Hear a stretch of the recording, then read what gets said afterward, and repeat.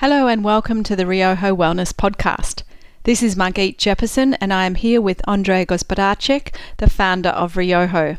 The vision behind Ryoho Wellness is to create a tipping point in wellness worldwide, and this podcast will contribute towards that.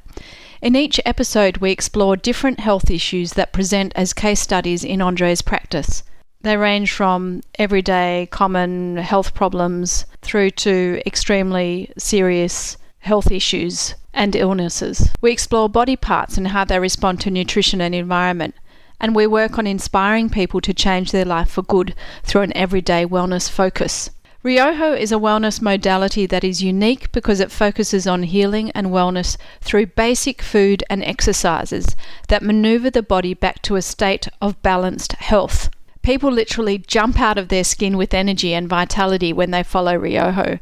And it's an incredible turnaround for many who have had low energy for years through to people who have had complex health issues that don't seem to budge. The podcast is an interview format and ranges from 20 to 60 minutes. And if you'd like more of an introduction on Andrei, please see the 3-minute introduction in the first podcast on the homepage. And at the end, I'll be here to give you a little bit more information. So without further ado, let's get into this episode.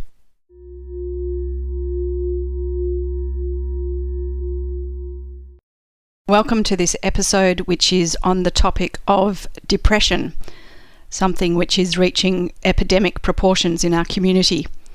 Before we get started on anything, we'd like to reiterate the amazing work that organisations such as BeyondBlue and Lifeline do. And if you or anyone you know is suffering depression, we strongly recommend that you contact either one of these. Both organisations can help, and we provide the website details in the show notes. Enjoy the episode. It's for everyone who has anything to do with depression, whether you're a carer, a family member, or indeed are suffering depression or have come out of depression. It's for teenagers who have their own set of issues that can be a catalyst for depression. Likewise, it's for adults going through tough times, and indeed it's also for the elderly who are well known to suffer depression in their later stage of life. So we encourage everyone to listen to it. Depression doesn't discriminate, and we've tried to make this podcast relevant to everyone.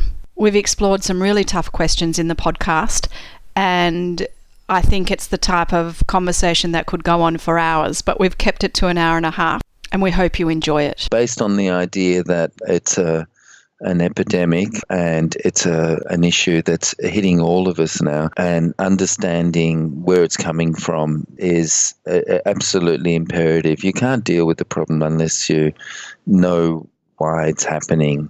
Otherwise, you're just covering up the symptom. We need to look at the cause. Okay, so the first idea is very deep-rooted understanding that the mind and the body are separate entities. You can have a very healthy physical body, and you can have quite an uncomfortable mind, and you can have a very healthy mind and a very uncomfortable or unstable or ill body. But they also influence each other. Now, this isn't confusing. It's very simple. Like, you can have a thought that is maybe someone is under your bed, and you will get a response in your body. And so thoughts and the state of mind can be influenced by your body. So you can take chemicals and like some sort of drug or coffee or whatever, and your mind state can be altered. People use these drugs to change your body chemistry so that your mind is in a different place. They use it in psychotherapy, of course. So one influences the other, but they operate independently also. So we can have a particular thought and influence our body. We can have our body change and influence the mind. Now, what that means is that we can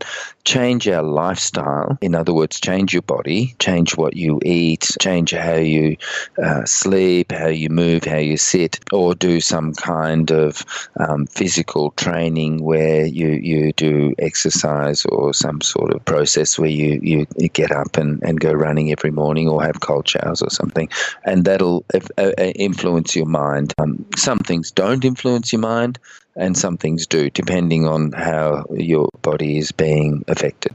Some foods don't influence your mind, some foods do. It's important to know which ones do and which ones don't, so that you can do the right things for improving your mental health, and the other way around. But we're interested in influencing the mind in this discussion. So you can directly influence the mind also by creating a particular stable set of patterns. Now, the reason we get very ill is fold. One is what you dwell on becomes a reality, and it's very, very easy to focus inwards on negativity. It's not a difficult thing to be influenced in a way where you're constantly seeing negative things. It's not difficult to be in a loop of negativity.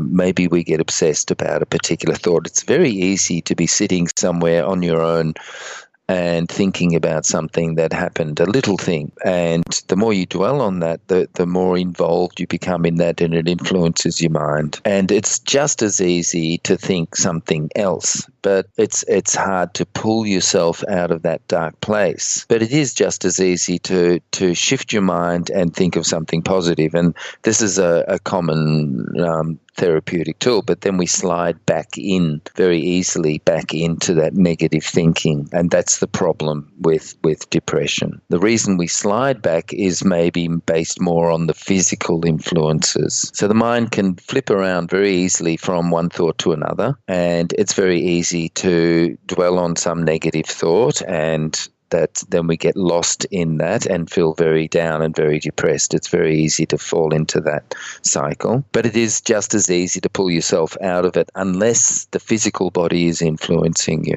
So I think the first discussion, Margit, should be about very simple physical things that can be changed, and that changes the mind and the mind state. And one of those is posture, and another one of those is foods. And I believe that not only is there a great problem with our physical health in the modern world, but also I think that really that it's only the tip of the iceberg when you look at health. The physical health problems that we're seeing in children, and even though people might be living longer, they're having more problems. Yeah, so before we get into the solutions, if you like, or the improvement opportunities to help people get out of a depressive state, I want to explore a little bit more about different categories of depression and how people get depressed and those sorts of things. So I know that there's some people that wake up in the morning and say, oh gosh, I feel so depressed today.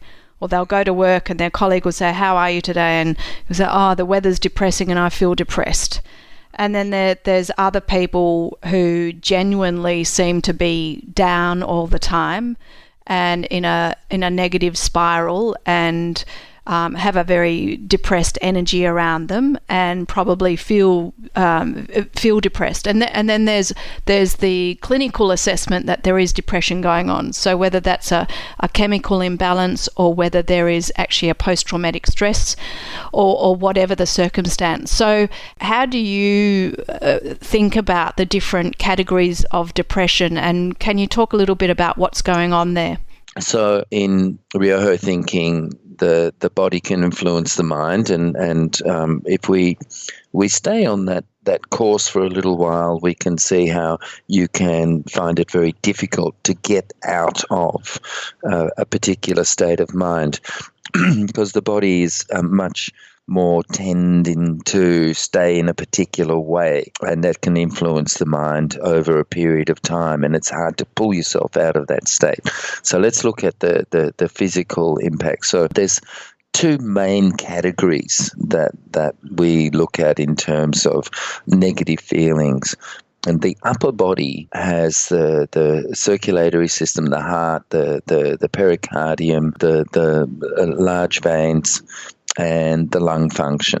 Now, these two areas, the lung function and the heart function, these two areas influence our relational process. The traditional way of thinking, the Ryoho way of thinking in terms of how the body operates, is that the upper body is very soft, very flexible. And if you get some little negative thought, your shoulders will droop, your chest will droop, and we can see how the mind and the chest are influenced. When we get something that we want, when fulfillment is available to us, when someone brings to our life the thing we wanted, when we get just the right thing, when we get the thing we really desire in our life and we feel fulfilled, then the chest lifts up, the shoulders roll back and down and relax, and we do happy claps where we're thrilled, and the upper body opens. When we're not fulfilled, the shoulders lift up a little bit, the arms tense, the chest pulls back, and we're looking inwards to see what we're missing, and this can lead to a depressed state. Two main categories of that kind of round-shouldered and withdrawn state, the two main categories, lack of connection, where you feel isolated and alone, and that's one particular kind of depressed state we can fall into, and the other one is a sense of hopelessness. And they're quite distinct, they're very different. The hopelessness one is the feeling that things are not going to change and they're not going to get better. Who knows which one is more dangerous? Maybe the hopeless one tends to be a little bit more dangerous, where you don't see a way out. The disconnected one we can live with maybe a little bit longer, and we'll do rash, desperate things to get connections.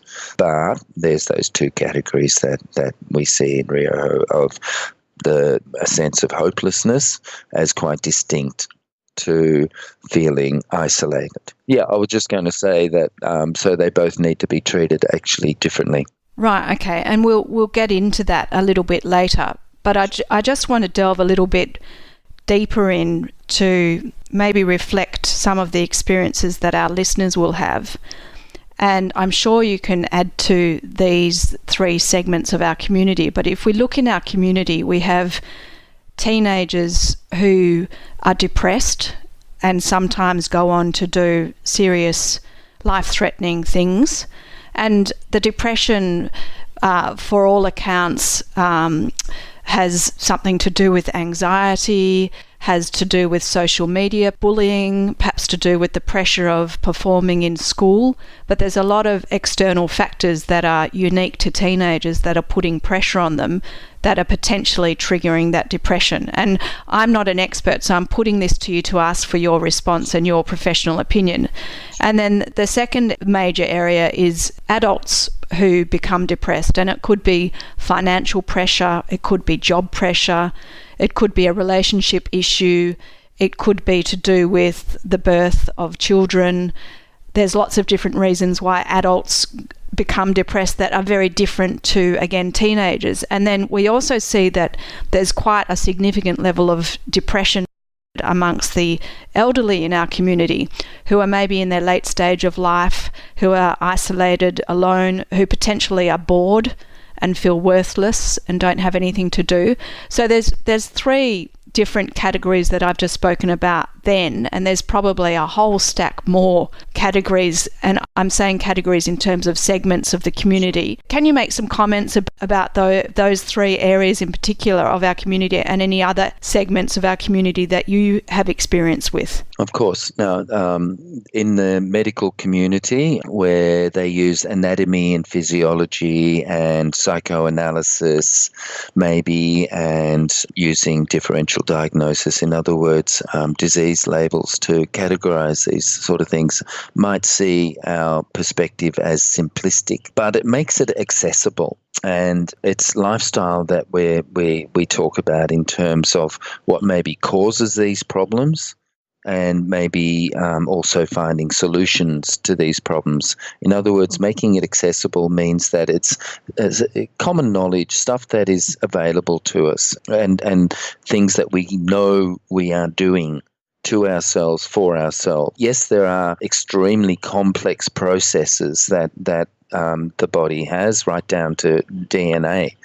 But it's the simple things that allow us, and simple understandings of things that are simple, that allow us to make changes. Things like getting up and going for a walk in the morning. There's a hell of a lot of different chemical and physical and attitudinal changes that occur that can be measured and tested, but the process is very, very simple, and the reasons and how it works in terms of anatomy and physiology is very different to the way we explain it. But let's look at those three different areas and look at them simply so that people can understand them in their own terms and maybe see themselves in those situations. As a teenager, as a young person, whether it's 12, 13 or even up into the late teens, we know that they're having a lot of problems. And there was two categories I talked about earlier, and one of them being relational. Now, as a teenager starts to blossom in their early years, we all know that they separate themselves from mum and dad. So lovely mum and dad become dumb and mad, and mum and dad now are not the reference point for process. At around the age of 11, 12, 13, 14, there's a distancing that happens. So up until that time, we don't see this kind of issue really developing, the depressed state and the suicidal tendencies that seem to be staining our teenage population, which is also worldwide. It's not just our modern community. That change from being part of the home unit where you're practicing, you're learning how to be in the world, becomes suddenly practicing and learning between your friends. In other words, you're now part of a community. So you're testing everything you've learnt from mum and dad, and you're gauging those different skills, language, behaviours, to see what kind of value. And you're excused mainly by your friends and peers, your teachers and your educators for maybe not getting things right. But there's a new relational process that happens in the teen years. Now, if you don't have that function of being able to have a relational process, in other words, if your circulatory system, if your upper body functions are not healthy, then there's no feedback and we can't have that relational process, and we feel very, very isolated. And if we're criticized in particular ways, then we can feel that the feedback is very negative, and that can lead to problems. But that can change. The criticism aspect can change. So we all get criticism as teenagers, and that's part of the learning process, and that can change. But when it's a physical problem, then that sense of isolation can be a very big problem. It makes us feel like we're worthless, that everything we've learnt up until that time has no value in society. So we need to be able to connect. So another category that we were discussing earlier was adult problems. There's many reasons for these problems, and one of them, of course, is shock and stress, anxiety. All sorts of problems can occur. We might have been through great trauma, but the prevalent process is one where we feel like there's no hope, no way out, and that's the other category. Now, of course, the two can slide through. It's very easy for the relational process category to be part of the adult one, but the prevalent one for adults is where they're feeling hopeless, where there's no way out of the situation that they're in. And that is a physical state that is treatable, which we can discuss a little bit later on. But there's that category of feeling hopeless, that there's no way out. The lack of relationship, adults can deal with a little bit better in their isolation. They can find tools that allows them to feel connected. They can find people that are available to them in small communities. In other words, people who relate to them in their isolation, thanks to modern media. There's clubs and there's situations where people can find like-minded people. But the hopelessness state is the one that's very, very difficult for adults. Older age is a different category again, and of course they can have both of these conditions where they're not just feeling withdrawn, but also hopeless. And I think the hopeless one is the more dangerous one, as I was saying earlier. The other one is the more miserable one, of course, but the hopeless type feeling is obvious that older people get this. And I think they have chemical problems. I think the lack of activity creates a very big problem for them. And I think that the sense of being not only isolated, where they don't feel useful anymore, and plus on top, where they don't see any way out of that, I think they suffer from both those categories. So hopefully that's a clear answer there. So the environmental factors surrounding each of those segments of the community we've talked about, being teenagers, adults and elderly, are really quite different because obviously they're in a different stage of life. However, at the crux of it, the profile of depression is quite similar. Exactly. I know, looking into the community, that some people are quite scathing of when someone is depressed. And they'll say, oh, you'll get over it. Just get on with it. There's nothing wrong with your life. You come from a good family. You've got every opportunity in front of you. Don't worry, you'll be right. Or in circumstances where that support network and close, loving family friend does not surround the person that has depression, there is at least comments in the community that says, come on, get on with it. You'll be right. My point being that there are non-believers in the community about depression. Can you talk a little bit about why for some people depression isn't believable? The reason I'm asking this is both for people who are suffering depression who may not be believed, and then also for family and friends who know someone who's suffering from depression who don't really understand what's going on. And both are equally valid, obviously. Yeah, I was trying to explain that at the beginning of our discussion. I was trying to explain that it's normal for us to get a little bit negative about things and to dwell on them. It's normal to have that first response to illness, whether it's mental or physical. And the first response is to turn inward and think, now what's wrong? To examine oneself and turn inwards and check on ourselves and think, am I tired? Am I cold? Am I hot? Am I hungry? What do I need? And there's an inward process that happens. Now, the normal reaction, of course, is to assess oneself in comparison to the process they've just been in. In other words, they've had a good day. In other words, they've gone through the day, and now they're sitting down and examining whether they've made useful progress in their life, whether they've been of benefit to themselves and to those around them. And that's normal. The body does it on a physical level also. It reassesses everything every night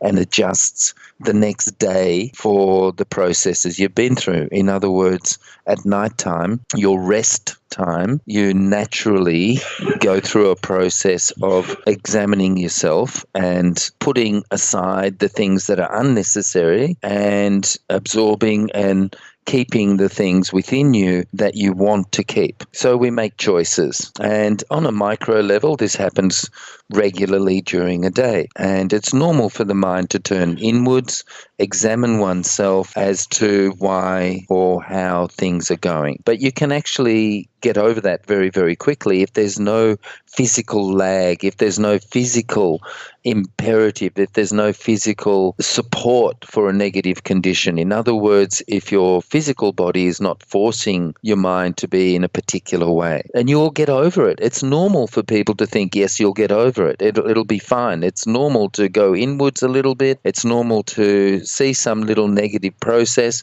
and then fix it.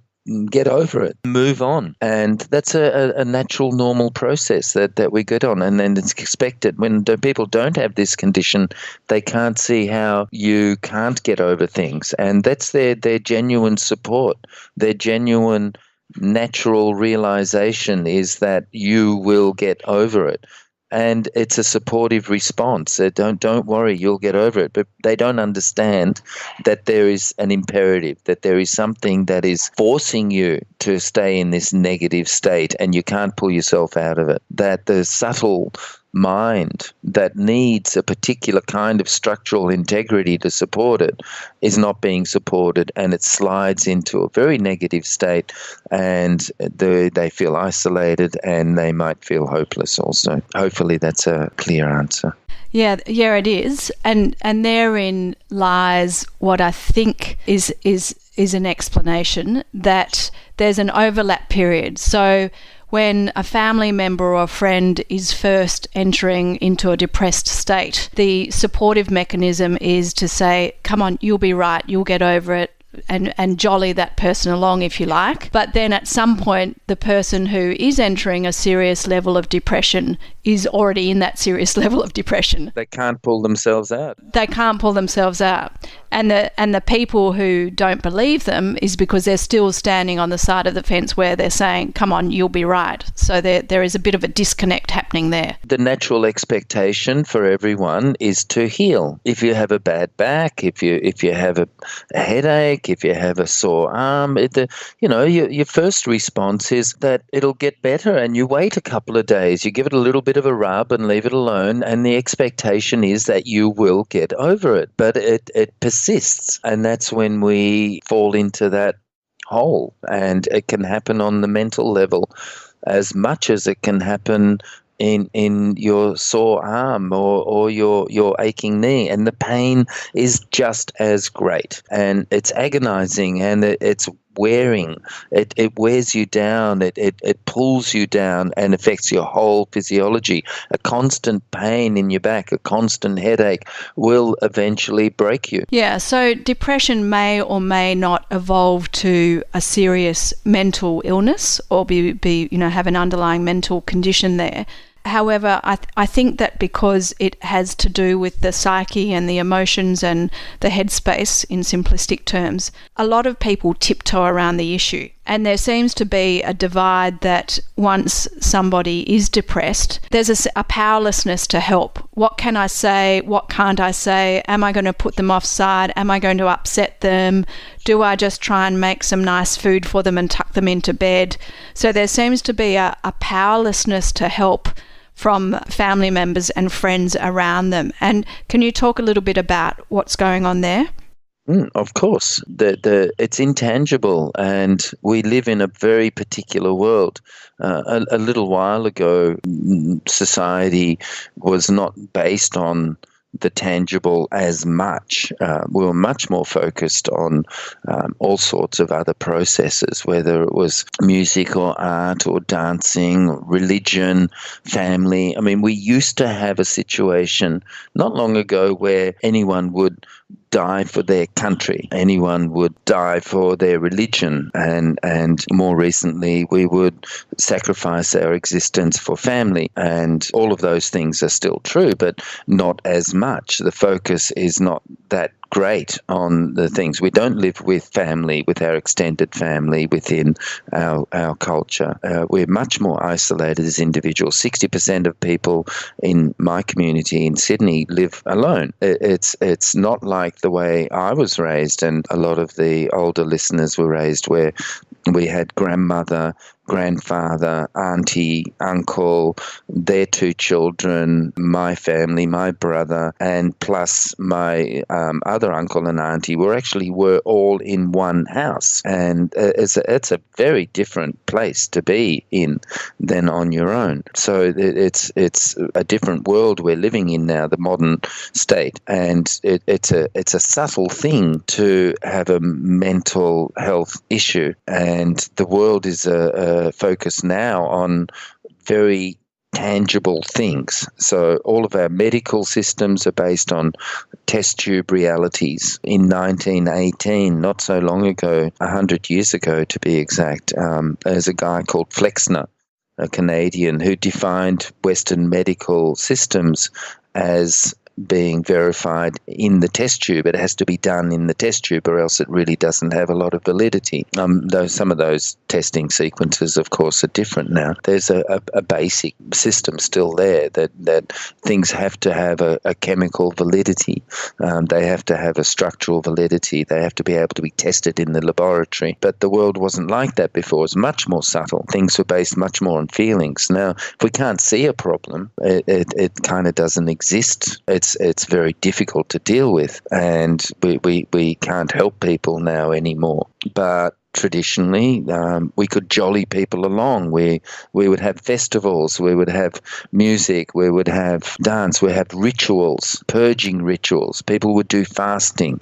There was all sorts of processes available in the community to get the bad spirits out. And that might be a very stupid comment in a lot of people's minds, but it was a way of dealing with problems, to see these kinds of issues as negative energies. And these problems can be dealt with in that way, by seeing them as negative energies and bad spirits. A person is still considered to be in bad spirits if they're in a very negative state. Of course, we in Ryoho treat them according to very sensible rituals and very sensible understandings of how the body works, the rituals of getting up in the morning and doing things to get yourself over stuff. We believe that you can change your lifestyle and therefore affect your mind. So hopefully that's a good answer. You raise a very good point where we don't yet have an extremely comprehensive response. I know that there are amazing programs and a growing groundswell of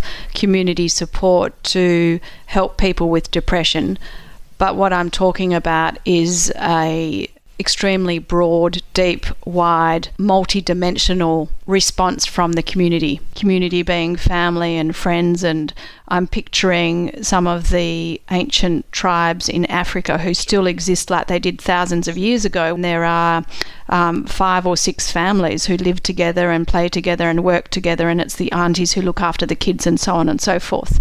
We had a conversation about that the other day, actually, and that is really missing for our teenagers and adults and elderly going through very big external pressures. There's no safety net there anymore, and so there becomes a vacuum or a big gaping hole where that's no longer filled by that community. So people are falling through that safety net. And the reasonable response, Margit, to the problem is the one we were talking about. So the community is now creating spaces where people get together and create a community to solve these problems. In our society, we have a thing called the men's shed, where men with these problems can get together and create that family and that community that focuses on solving that problem.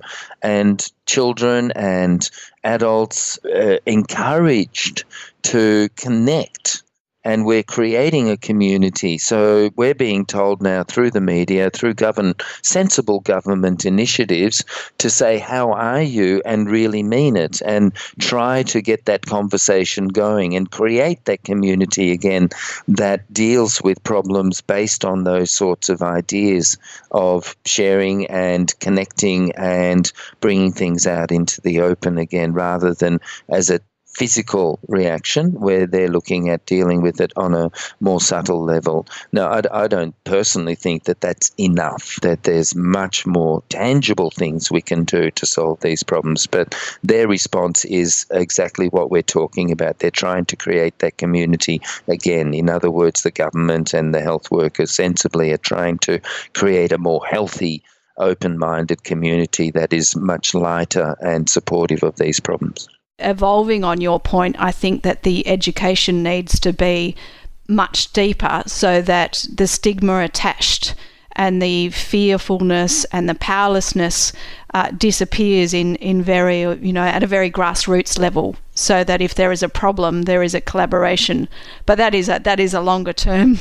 That is a longer term project. Helps us to understand a little bit about the powerlessness of family members who are looking, and community members who are looking at their friends who are in a state of depression.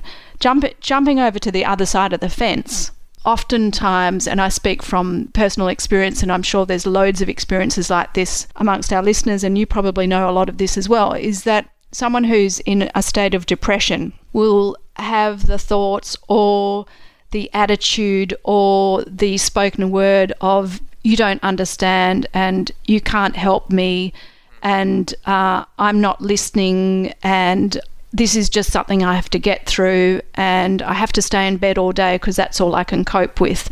So there's a real barrier and a real disconnect going on. And I'm just wondering, jumping into the minds of people that are suffering depression, what are they thinking from your professional experience? How are they operating? Because I think anyone who is dealing with depression in their family or friends would love to know what's going on. How can I help? But I need to understand what you're thinking and why you're thinking that way. Now, solutions in that part of the body that is responsible for this kind of negativity and these kinds of issues, solved by creating connections.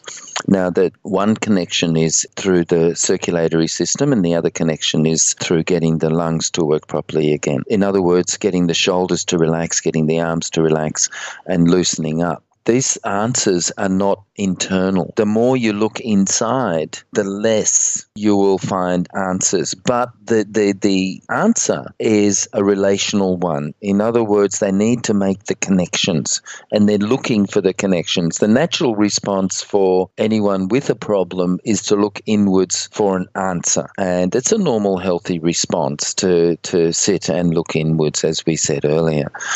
But the answers really aren't in there. The answers are in the upper body, a relational process. In other words, finding healthy, stable functions in the upper body is based on getting the arms and the chest and the upper body to work. And as you can see, the arms and the hands and the elbows and the chest, all one unit that needs to relate to the world to be functional. So the chest, the arms, the hands, the fingers, the head, the brain, all of these things down to the waist actually need to relate to the outside world to have healthy functioning.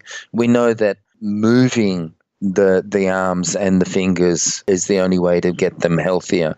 We know that breathing deeply and moving the chest around and stimulating the chest is the only way to get that healthier. We know that some form of exercise is the only way to get the heart to heal and become more functional. So even though we're looking inwards for answers, which is very reasonable on the level of the mind, and trying to find what the problem is and trying to find a solution.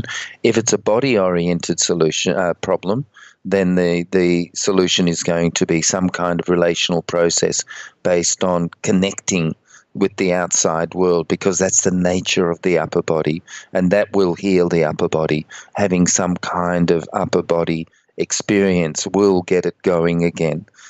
So making that act of using the upper body in some way and solving the problems, there has to be specific responses to deal with those specific problems. So using the arms in the right way to fix those problems, using the chest in the right way to fix those problems, and the mood and the ideas and the feelings will change dramatically. Looking inwards doesn't solve the problem, even though that's a normal, healthy response, if it's only on the level of the mind, and see where the mistake was, try to find the answer. But if it's coming from the body level, which might be based on sitting around too much and the blood pooling. The blood can pool in the lower body, and then we lose our contractive force. So sitting around a lot and lying down a lot actually worsens the problem. There's no real answers inside when it comes to these kinds of mental health issues, even though we tend to dwell inwards.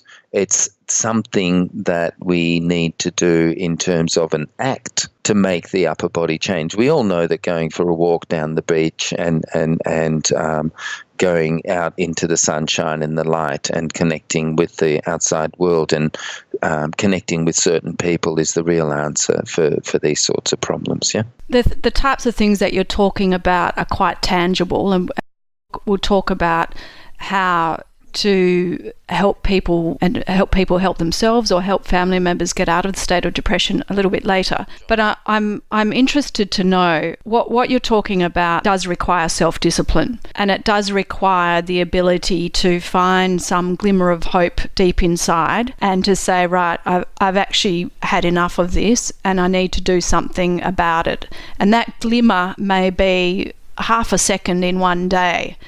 and then that glimmer disappears, seemingly. Do people with depression actually have the ability to go forward and pull themselves out of it? What happens there?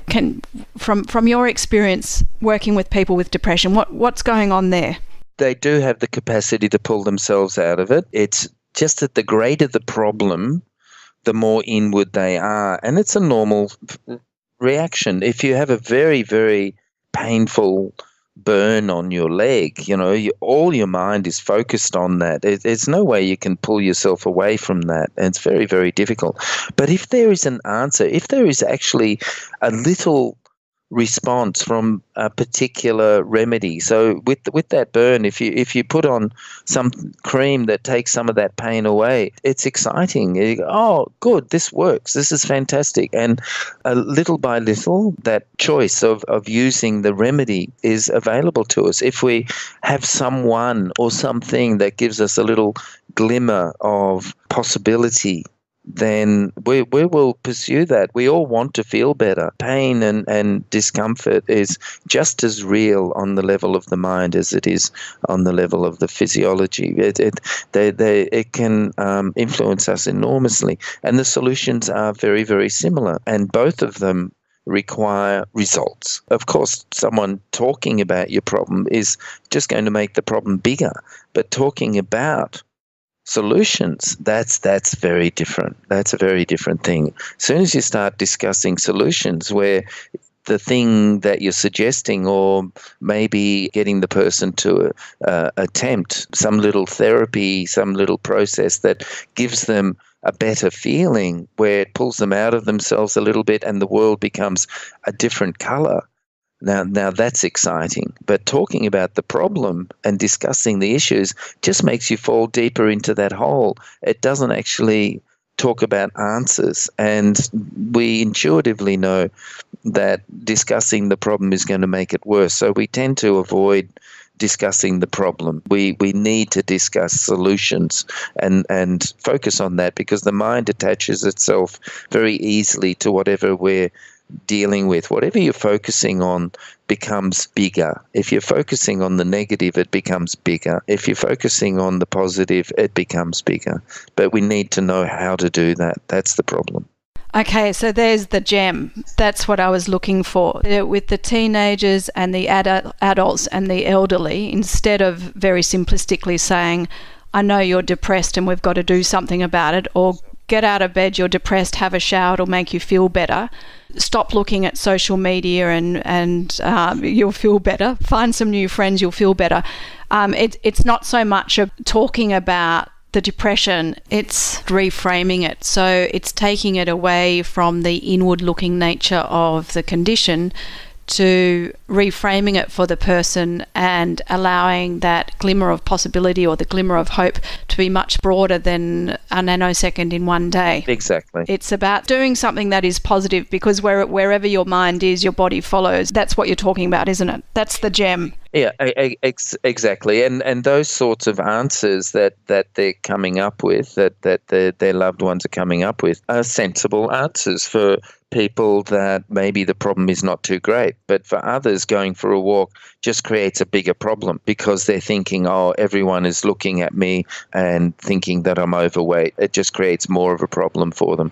And so there maybe needs to be more targeted, more effective, more precise solutions. But it's exactly in that vein. Absolutely, 100%. Yes, I'm sure that we need to give some more specific examples of what family members can do to try and build a very strong bridge and communicate with the person that's depressed in a way that's new and different.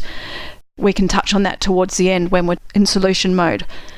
The other big question is, at home we know what's going on. We've got a fair idea of what's going on, the pressure that the family is under, both the person that's depressed and the rest of the family. What do you think about when people go on medication because of the issues that we've talked about and the powerlessness and lack of awareness of other solutions that we can help our loved ones with?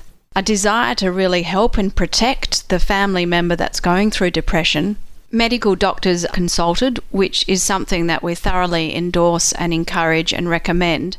And in these circumstances, inevitably a doctor will prescribe a medication. And sometimes that's for very young teenagers through to elderly. It's very common for elderly to be on antidepressants. I don't really have a specific question about that because I'm trying to be sensitive about it. But what is your opinion about medicating for depression? Well, there's all sorts of therapies out there now because it's a big problem. Like I was saying earlier, the tip of the iceberg is what we can see physically, where people are unwell, where we know people are overweight, and there's fertility problems, there's back problems, there's all sorts of issues now physically. It's a really big problem, but it's only tip of the iceberg as far as I'm concerned. I think mental health is really the bit we're not seeing. I think it's a much bigger problem in the modern community. It's a really big issue for some of the reasons that I was pointing out earlier. So of course there's remedies for that in the community. People are seeking help, and the answer is some kind of medicine. Some of them work very well, some of them don't work at all, and some of them create bigger problems, as we know. And of course a lot of people are self-medicating, whether it's with coffee or alcohol or something similar that's out there, and even natural herbs are available to us. But as soon as you start doing that sort of thing, you're adding to it. It's like borrowing money. You're just creating more debt. And that it gets you through the day, yes, but it creates more debt. You now have two problems, and it's not going to really solve it in the end. But damn, we have to get through the day. And these sorts of medications, if they're working and it's allowing you to cope and it solves your problems and allows you to get through the day and feel better and feeling great about your life again, then that's fantastic and absolutely necessary and very, very helpful. It's nice, though, to have the idea in your head, if you are on these kinds of medications or your loved ones are, that maybe keep pursuing other channels, keep going and use this debt-laden intervention as a step, as a gift from the wonders of modern science, and use it as a second chance to maybe go a little bit deeper and find the real causes of these problems. And the answers aren't covering it up. It is covering it up, and it is creating more problems, more debt. I'm sure in the future that there'll be even better answers chemically and medication-wise.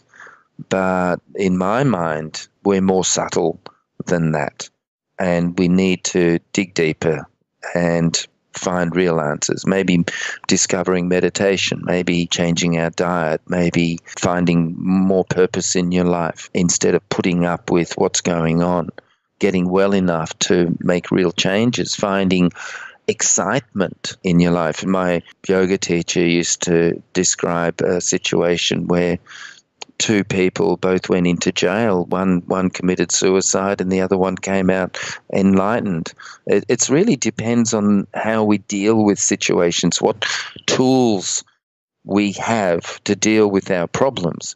Of course, one of those people that went into the jail didn't have the tools to deal with the problem, and the other one did. And those tools are out there. They're available. We have to look for them. And we have to find the ones that actually work too and expect results. That's important also.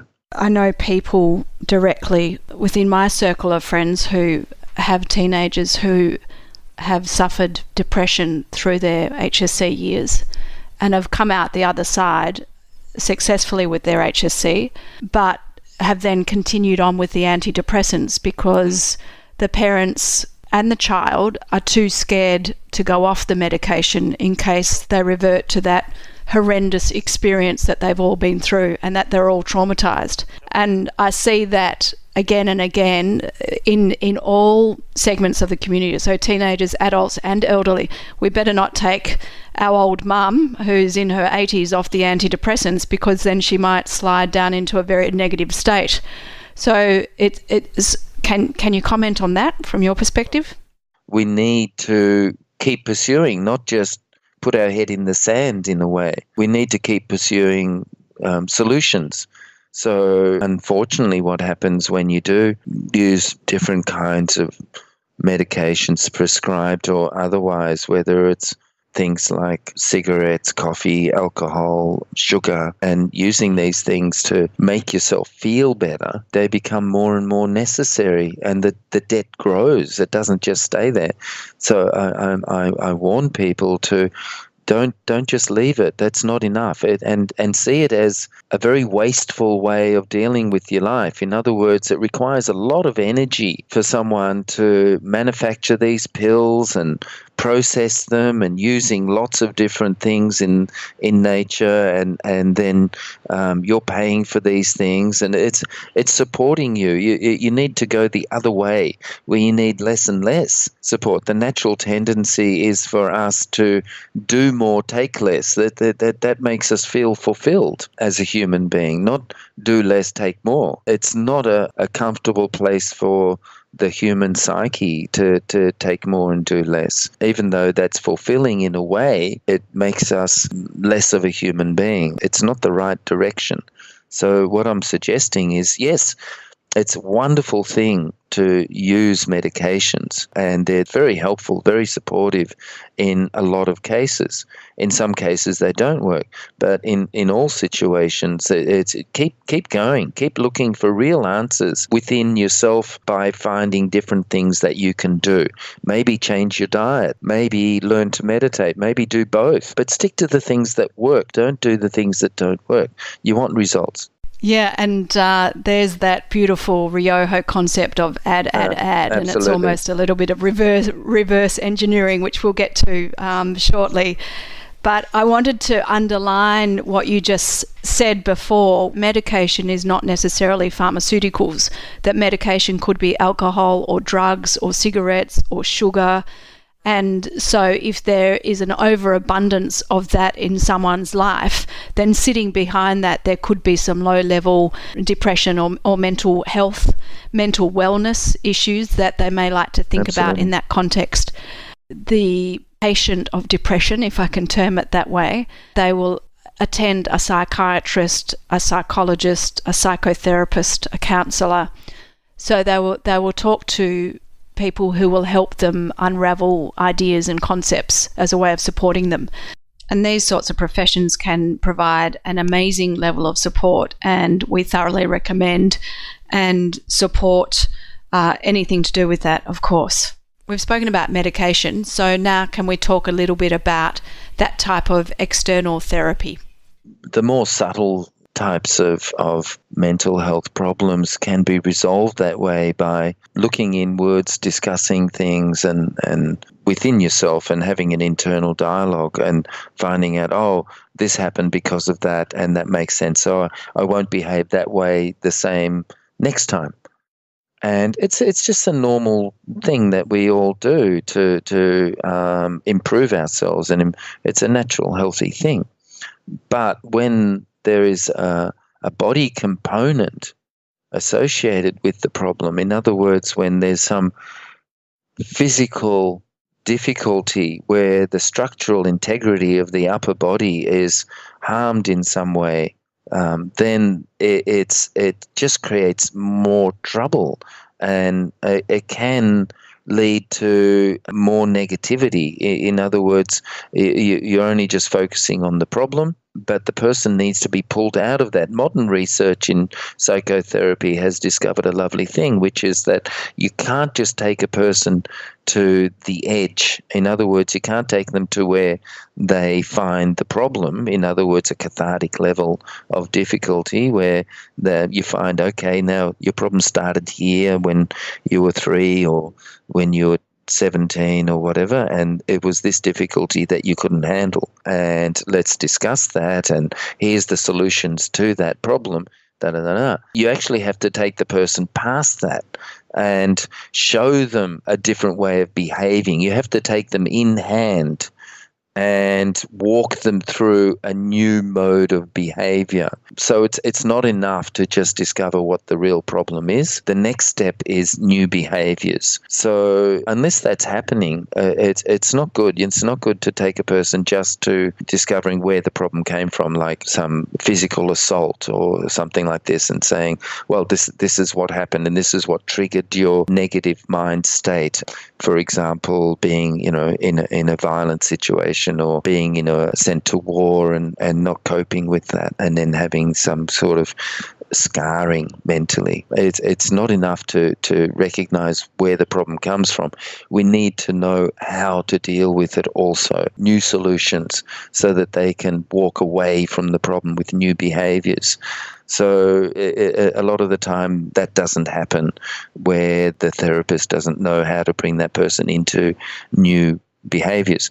But that's one level of trouble. The other level of trouble is that when it's serious, the body takes it on as a physical response. Now, we know that there's an emotional body-mind. We know that the body takes on deep psychological scarring. It sits within the physiology. And so there has to be some physical act, not just some mental act. In other words, not just talking about it, but performing physical actions to solve these problems. So this is where some of the counselling things might not be as productive as one would expect, is because the tendency physically is still there. It becomes a body-mind connection. There's a scarring on the physical level that now is influencing the mind level, and the person in going to some counselling process feel like they're failing. They feel like it makes the situation even more hopeless when there's no healthy response to the counselling level. Hopefully the therapist can help them through that and give them some physical things to do, which might get some sort of physical level of change also. Yeah, so what you're talking about there is not or avoiding perpetuating the neural pathway and avoiding perpetuating that muscle memory. So if it's a circular loop that keeps revisiting the why without developing what to do about it, then that can be quite dangerous and yeah. And so looking at selection of a therapist, whether it's a counsellor or a spiritual leader or a psychiatrist or a psychologist or a psychotherapist, it has to be a productive relationship where there are new behaviours, because the new behaviours are going to lay down a new neural pathway, a new muscle memory.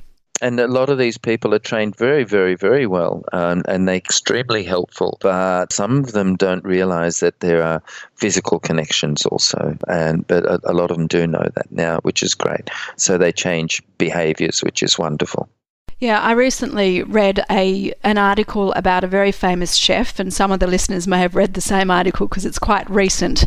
And he was saying that he sees a psychiatrist, I think it's psychiatrist, might be a psychologist, 3 times a week. And he said the more famous he became and the more money he makes, the more he can afford to go and see this very expensive psychologist. And so, and he's been seeing this psychiatrist or psychologist now for about 20 years, he said. See, that's not an answer to me, that's not a solution. That's another debt. I mean, he may well be using it as a personal development exercise, and I'm sure that being one of the top chefs and opening restaurants and cooking with food and late nights, you would know instantly what the issues are. That leads me on to, there are environmental factors that are at play. There are professions and environments that are influenced by light and biorhythms, and trauma falls in under that category also, where if a person is leading a very well lifestyle, and we'll talk about that very shortly, they can still be influenced by external factors that triggers them into a depressive state. We need all to own our own solutions. Everyone's different, that's the big problem without having clear perspective, is that if you try and live a healthy lifestyle or do the right thing generally, we usually miss the one thing we need to do. And the therapeutic response is based on being very accurate and clear about what you're actually trying to achieve.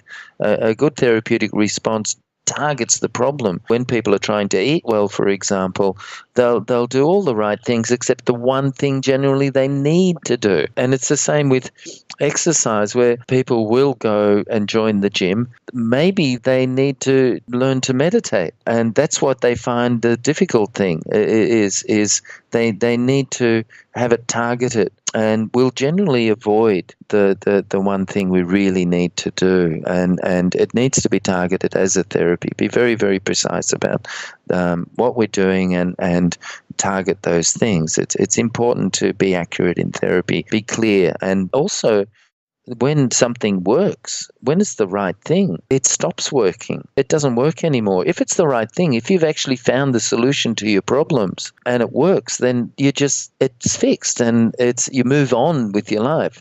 There is a point where you need to realize that there's nothing wrong and get on with your life. There's just as much therapy as you can do, and that there is a level of difficulty in living, but it's a joyful process, and we need to keep on working on ourselves. That right from day one, when you're born till the day you die, it's all a process of constant training and constant development and constant working on yourself. And if you do find a solution mentally, emotionally, physically, that if it's the right thing, it'll work. And then it stops working, and then you need to move on to the next thing. And it's just normal. Change is normal.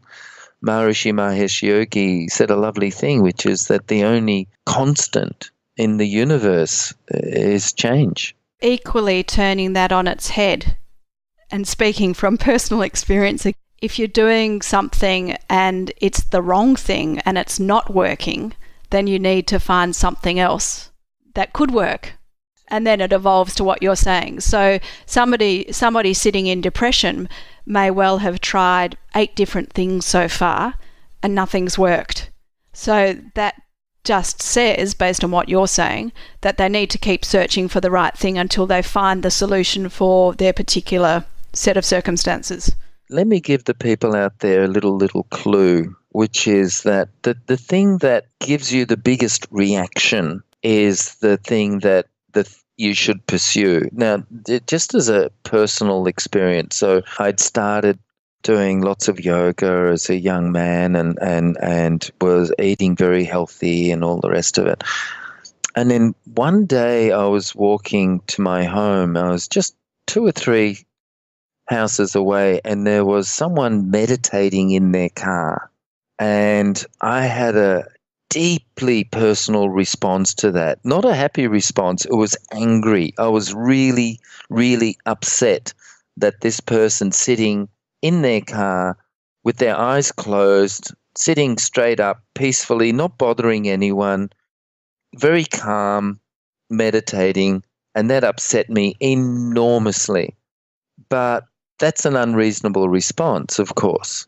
And then later on, I look back on that thinking that's exactly what I needed, was meditation, and that set me off on a wonderful path. When I did learn to meditate later on, I looked back on that experience and thought, oh my God, I didn't realize that my deep response to that situation was actually an indicator that that's what I really needed to deal with. So isn't that interesting? Yeah, that's very interesting. So someone who has a family member or a friend who is in that state of depression, what sort of response do you think they'd get if they said to that depressed member, well, isn't it interesting, you just saw X, Y, Z, and perhaps that's what you need most? Can it be as confronting as that, or is that going to tip someone over the edge? I don't think so. I think that some spark is better personally, and their anger response is much healthier than the negative dwelling, the irritant, and saying, well, look, you're angry about this, and that's a sign that you have an issue here with this, and have a think about that, mate. So I know it's touchy ground, but it's for your loved ones, but it's also an indicator there's an issue there. So Master Oki, my yoga teacher, had a lovely thing about it, is like saying that being nice and sweet is much more violent response a lot of the time to people's problems. It can actually nurture their difficulties. You can be strong and sweet and loving at the same time. So just being nice to a person can create an environment of very poor mental health, and being a little bit firm is not a bad response in a lot of situations, and pointing out that there is a difficulty there. Of course, we have to be sensible about how we do this and not badger people, but it's nice if someone, as a loved one, points out that they have a negative response to certain situations, and maybe there's a clue as to solutions there.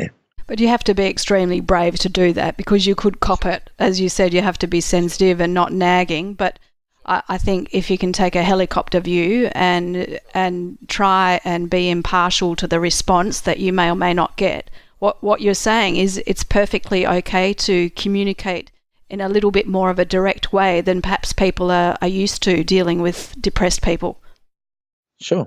I think it's a good, loving response to I mean, if your friends have got to be able to tell you these things and not mind the person getting upset. It's on every level. You've got to be able to tell your daughter that dress is too short and not mind the negative response. And maybe they'll take your advice, maybe they won't, but someone's got to tell her that colour doesn't work with the shoes. On the other hand, there is a problem with that, is that, what are the right colour shoes? You can't just leave the person hanging there with more negativity, saying, I can't deal with that either. It adds, but pointing out that they are having a strong response to a particular situation. Like every time I bring up diet and nutrition, you get really upset. I think this is where we can make very good changes. Every time I bring up exercise, you get really annoyed compared to everything else. That's the one thing that you find most annoying.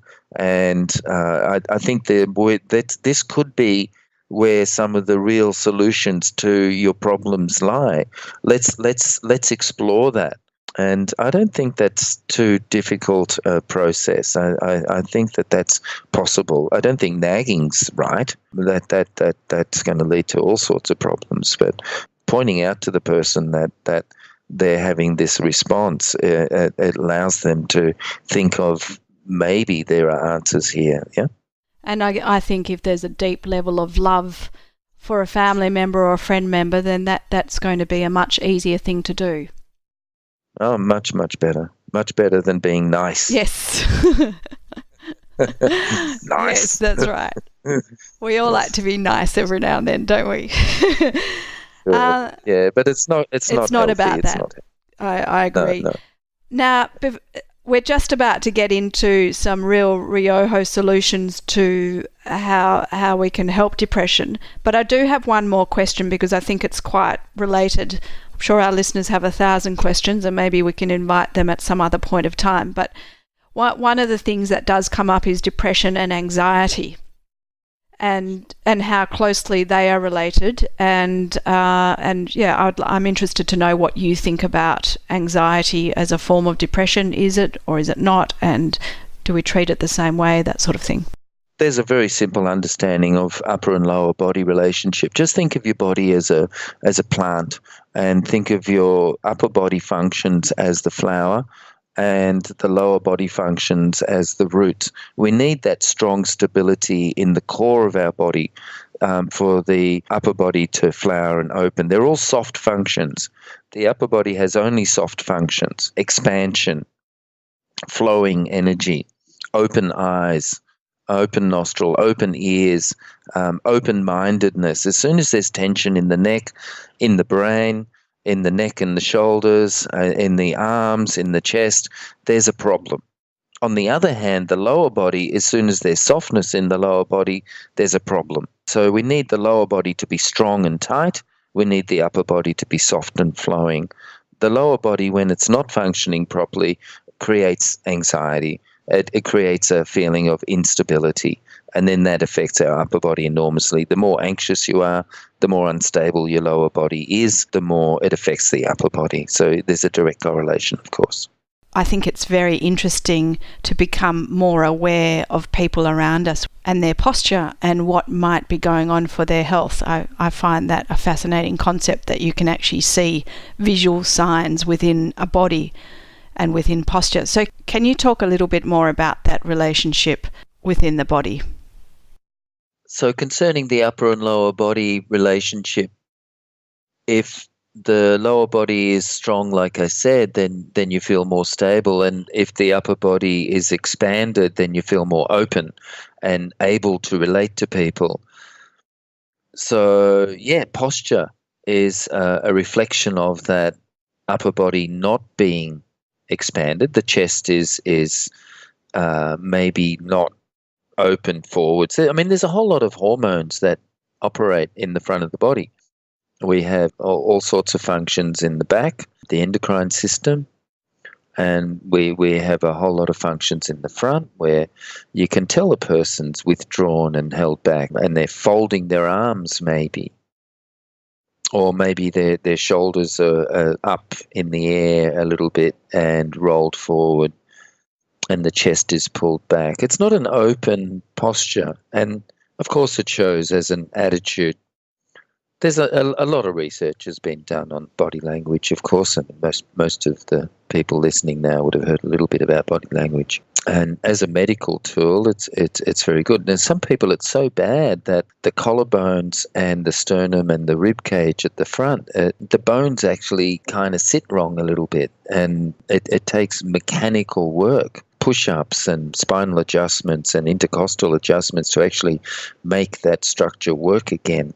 And it requires the lower body to be strong and lots of physical work to make changes there. But yeah, it does show as, let's generalize terribly and just say a stoop posture, yeah? Anyone living with a family member who has depression, it's going to be very easy to spot. But I think it's also really valid for people who are depressed themselves to start noticing around them other people who may be experiencing, and therefore become more self-aware of what they might be going through. So I think that's a very good lead into talking about some Ryoho solutions and what people can do. And I have three questions around that. The first one I would like to ask is, what sort of dietary changes do people suffering depression need to make, and why? What's happening there? Nutritional changes are important, because if you don't feed a problem, it can't exist. It makes changes in the body. We know that a poor diet can make very, very big changes to all sorts of levels of the body. Your bones can deteriorate and create a condition called osteoporosis. I mean, changes in your bones, changes in your nervous system, and then the possibility is there also to reverse that by changing your diet for the benefit of the emotions. I mean, it's very, very simple to recognize that when we get depressed or sad or rejected, that we turn to food as a comfort. Ice cream and cakes are very comforting food. We do use food as an emotional support. A lot of us are eating lots of different foods to make us feel better. We're not hungry. In fact, it's going to poison us and cause us harm, but we do it to comfort ourselves emotionally. So there's a direct correlation between emotional states and comfort eating, as they call it. And yeah, there's definite things we can do. Now, there's a good general rule, and it's well worth trying for everyone if they're suffering from these sorts of problems. And it might not be the sole answer, but it'll make a huge impact, where if you take away sweet, now what that means is that it means all the different kinds of sweet foods, because it damages the lower body functions. Sweet enhances the upper body, but it robs of the lower body. We need the lower body to get contracted and strong.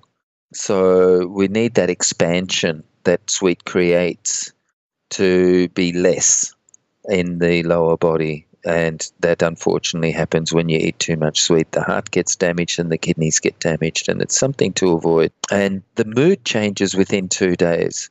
It's dramatic. And of course, we know that people who are unhappy have an isolating experience. They're withdrawn within themselves, like we talked about earlier.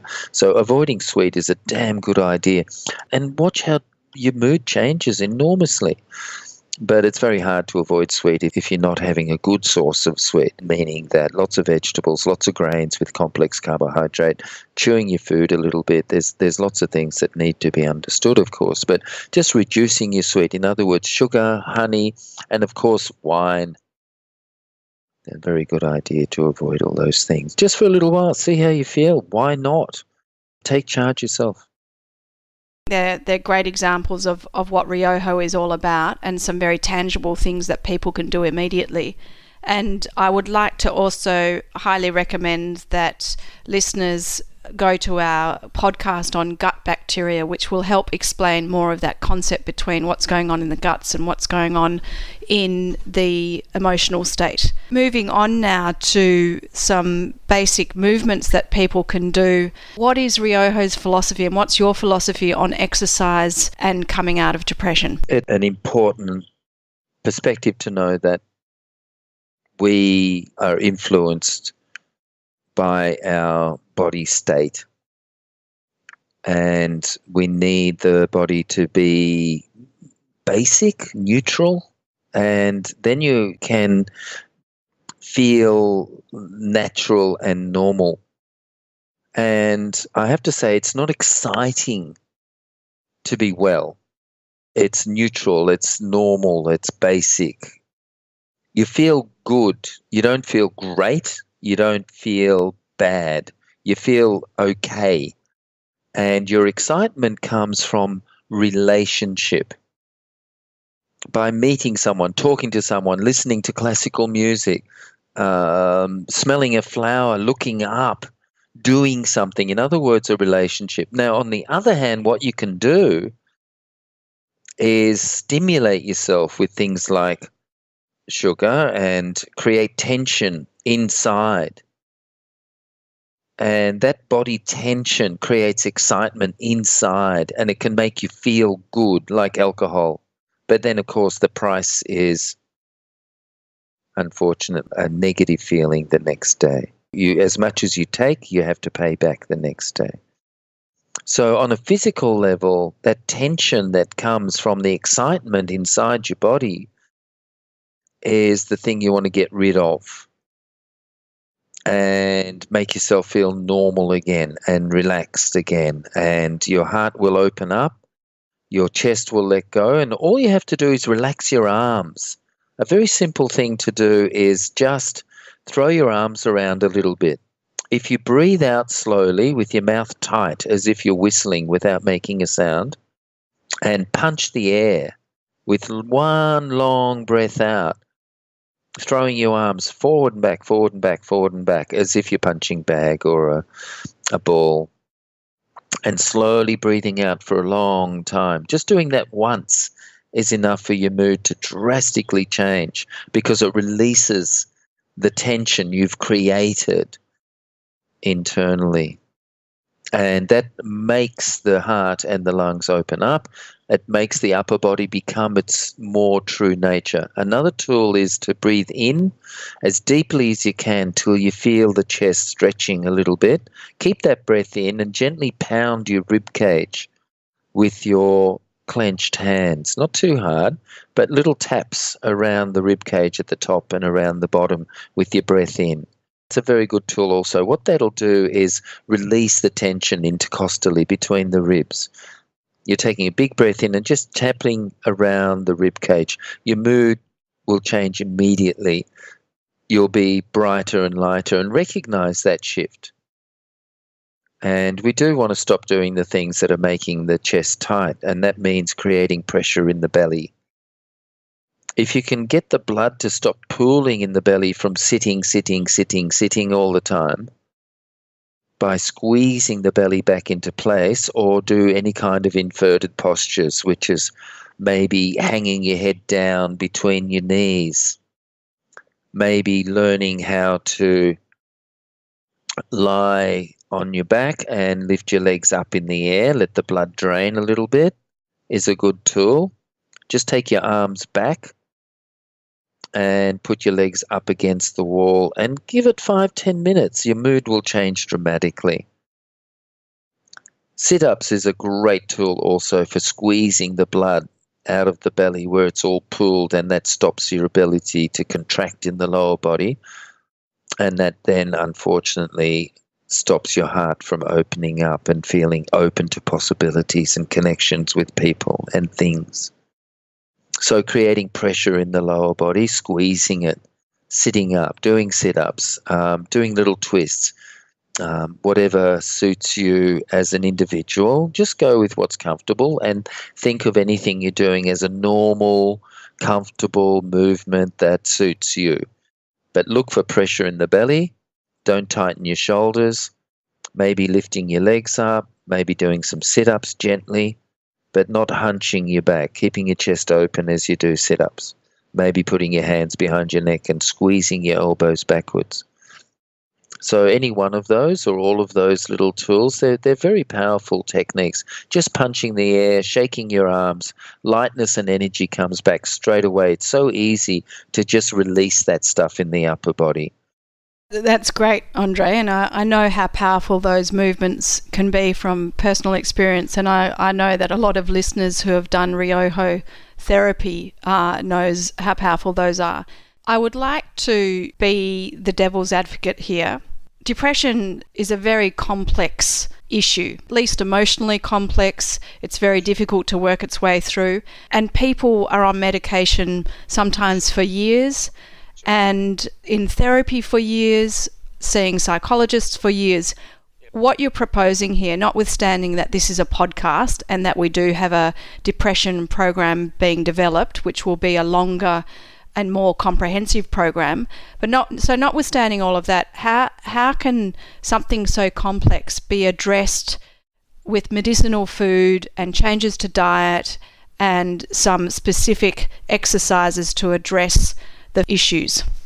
Well, let's look at another condition. Let's look at obesity, for example. Now, if we look at the condition itself, and there's enormous amounts of research done on getting some kind of understanding about why we're having this epidemic of obesity in our children, and people are dying more from obesity complications than just about anything else now. It's causing infertility, it's causing all sorts of problems. And so there's an enormous amount of money and research into it, and it's very complex. We're talking about hormones, we'll be talking about attitudes, we're talking about nutrition, they're talking about little chemicals that happen in the brain when you're chewing, lipids, lectins, and it's extremely complex. But the real answer is eat less, do more. And that's the same with the depression thing. Yes, it's extremely complex, but if you can just open your chest up and relax your shoulders and let the normal functions come back, then it happens. Now, it's very hard to eat less and do more if you're overweight and you have this extreme attraction to huge amounts of meat.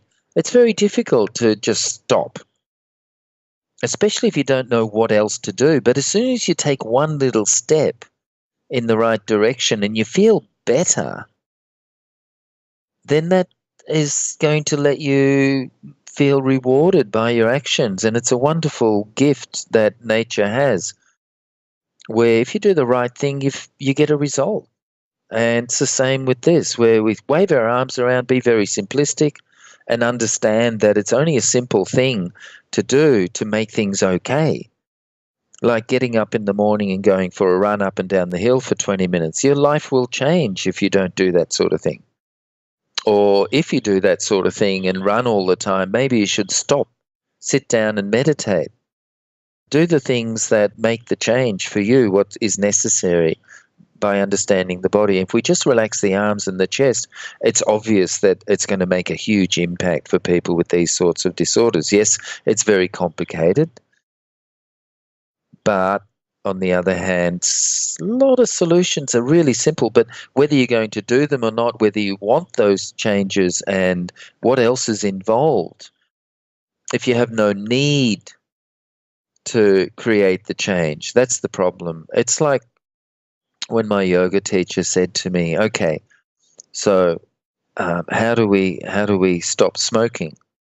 It was at a big conference and there was quiet in the room. There was thousands of people there. It was dead quiet.